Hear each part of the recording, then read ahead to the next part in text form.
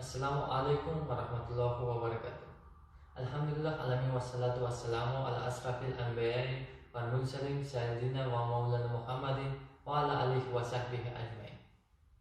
Pertama-tama marilah kita mengaturkan puji syukur kehadirat Allah Subhanahu wa taala yang telah memberikan rahmat taufik serta hidayahnya kepada kita. Pada kesempatan ini saya akan menyampaikan pidato dengan judul Toleransi untuk Perdamaian. Sebelum saya memasuki materi pidato, saya akan memberikan sedikit informasi atau pengertian tentang toleransi. Toleransi adalah penghormatan, penerimaan, dan penghargaan atas keanekaragaman budaya, ekspresi, dan cara pandang setiap insan manusia. Toleransi adalah suatu sikap saling menghormati dan menghargai antar kelompok atau antar individu dalam masyarakat. Siapa yang berhak untuk sikap toleransi? Yang berhak untuk sikap toleransi adalah semua manusia yang ada di dunia ini.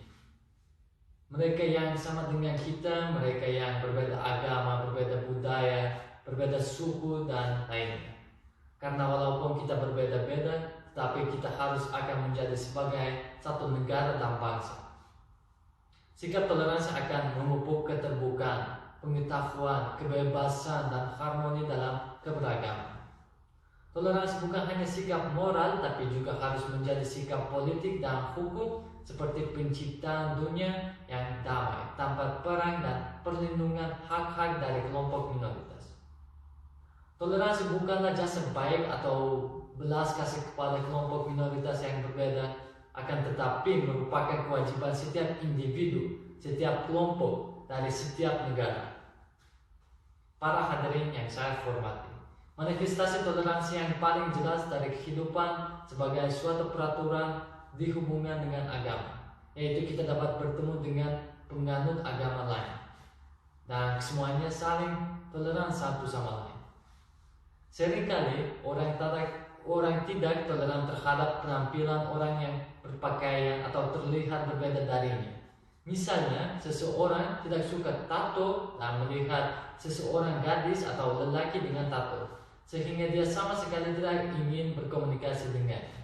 Tapi sebaliknya, kita harus menghormati dan menjadi toleran dengannya.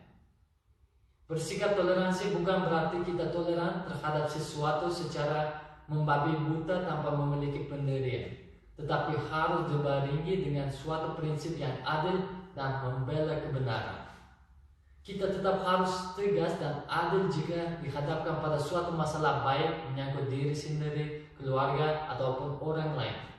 Kita sebagai mahasiswa harus mempunyai sikap toleransi terhadap apa yang ada di sekitar kita. Para hadirin yang sama-sama berbahagia dalam toleransi. Insya Allah, apabila kita menerapkan sikap toleransi dalam diri kita, rasakan sendiri manfaatnya. Kita akan hidup bertandingan secara bersatu, damai, dan kita dapat mewujudkan bangsa dengan nilai-nilai kebersamaan serta pembangunan negara yang kita rencanakan akan berjalan lancar.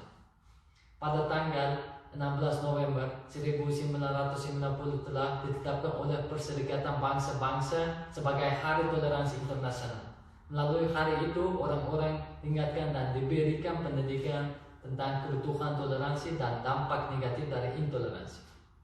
Hal toleransi adalah saat yang tepat untuk mengajak masyarakat untuk mengaku dan menghargai hak dan keyakinan orang lain.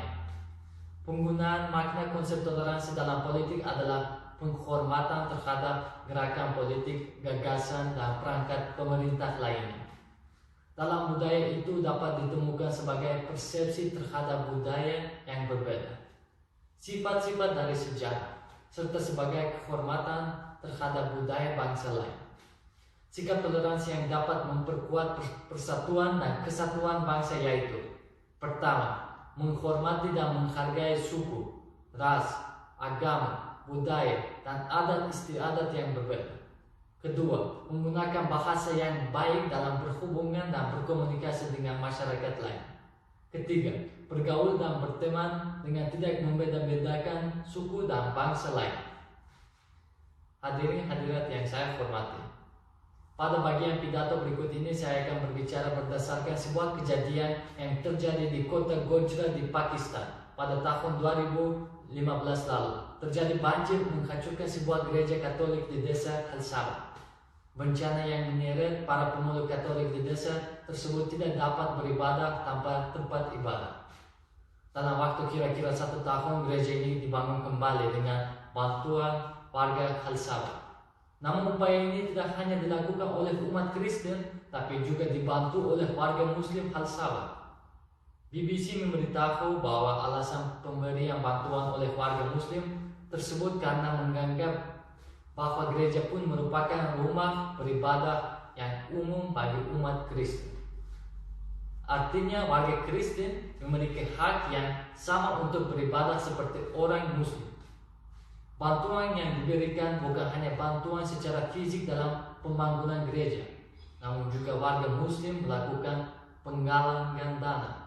Sebanyak 143 orang warga Muslim terlibat dalam donasi dan bersama pemeluk Kristen membangun gereja. Padahal pemeluk Kristen di desa tersebut hanya berjumlah 70 orang. Kejadian itu salah satu contoh toleransi yang baik, dan saya berpikir kejadian ini dapat menjadi sebuah contoh kemanusiaan semua orang di dunia. Sebelum kesempatan singkat ini berakhir, saya mau menyampaikan sebuah kalimat. Kita adalah satu, walaupun dalam perbedaan. Sekian pidato yang saya sampaikan. Bila ada tutur kata yang tidak berkenan, saya mohon maaf yang sebesar-besarnya. Wabillahi taufiq wal hidayah. Wassalamualaikum warahmatullahi wabarakatuh.